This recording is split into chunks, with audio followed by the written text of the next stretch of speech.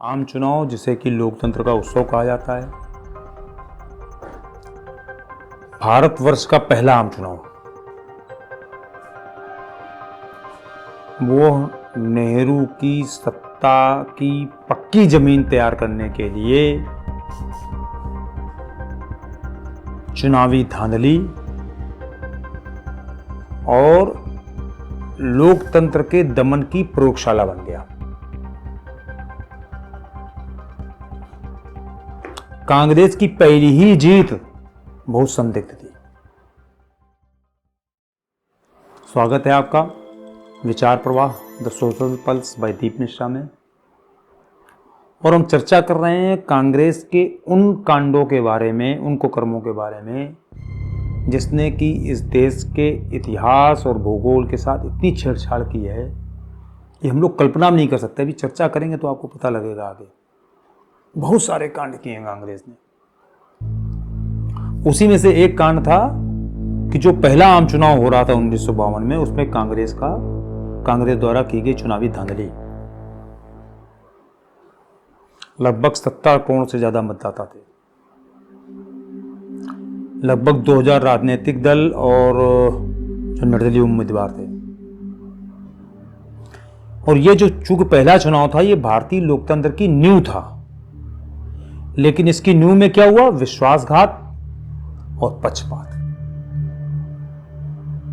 विश्वासघात लोकतंत्र से, इस देश की जनता से। तो इसके मुख्य पात्र कौन थे? उस समय की सत्ताधीश पार्टी कांग्रेस और उसका नेता नेहरू।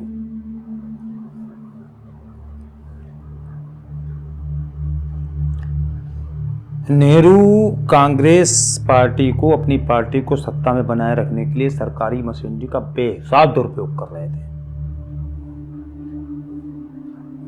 रेडियो, अखबार, सरकारी कर्मचारी जितने थे, जितने भी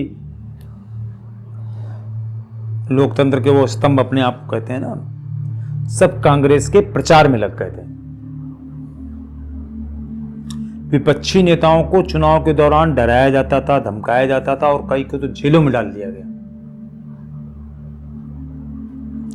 जनसंघ, जो आज की भारतीय जनता पार्टी है, और कम्युनिस्टों को पुलिस और स्थानीय प्रशासन द्वारा जनता से जुड़ने ही नहीं दिया गया।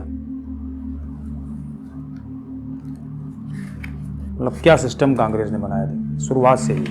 चूंकि अंग्रेजों के सहयोग से वो जो है सत्ता चलाने के तौर तरीके सब सीख चुके थे, उनसे पुड़िया सब ले चुके थे ये।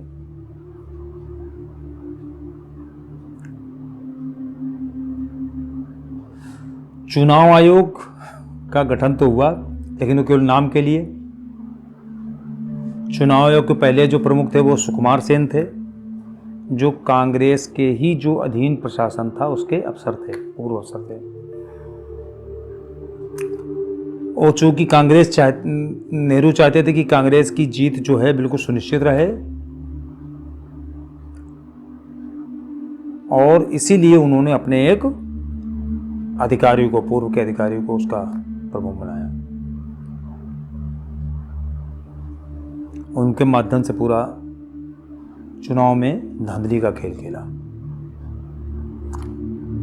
उस समय के चुनाव की कुछ बहुत ही चौंकाने वाली बातें क्या थी? बहुत जगहों पर बोगस वोटिंग की शिकायतें आई। कई इलाकों में मतदाता सूचियां ही नहीं पहुंची, ऐसे ही वोट डलवा दिए गए। विपक्ष के पोलिंग एजेंटों को भगा दिया गया, डरा के धमका के, पुलिस द्वारा और शासन द्वारा। जिन राज्यों में हिंदू महासभा, जनसंघ, कम्युनिस्ट या अन्य कोई स्वतंत्र उम्मीदवार लड़ रहा था, मजबूत थे, वहां बूथ कैप्चरिंग और फर्जी वोटिंग की घटनाएं हुई।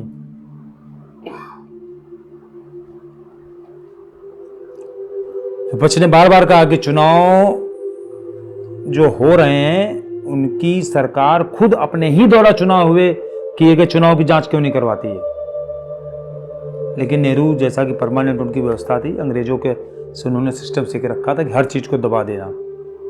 दबाने का बहुत अच्छा उन्होंने नुस्खा जो है अंग्रेजों से सीखा था। जनता की हर आवाज को दबाने का जो जो माध्यम हो सकते थे सब उन्होंने अपनाए।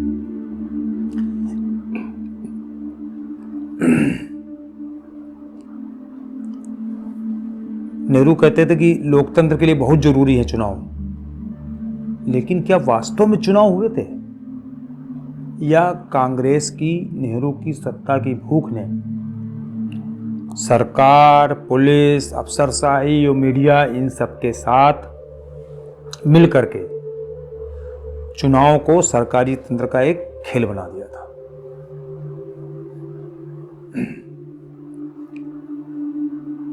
और अगर पहले ही चुनाव में गड़बड़ी थी तो क्या ये चुनाव उस लोकतंत्र के खिलाफ एक अपराध नहीं था? और इस अपराध के नियंत्रक कौन थे, इसके मॉड्यूलर कौन थे? नेहरू।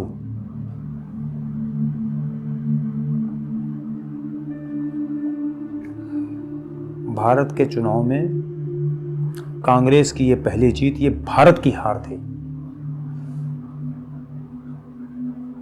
जिसने एक कांग्रेस पार्टी को तो सत्ता में ले आई, लेकिन देश हार गया, यहां का लोकतंत्र हार गया।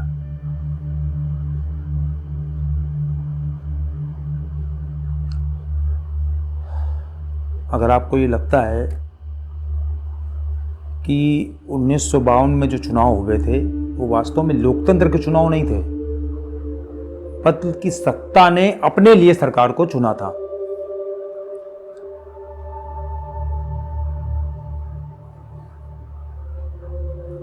क्या क्या चर्चा करें आपको।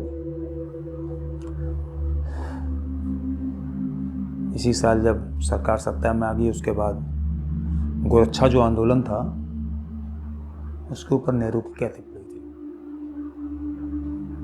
गोरक्षा आंदोलन का विरोध किया था नेहरू ने, कांग्रेस का एक और होगा। मिलते हैं ब्रेक के बाद।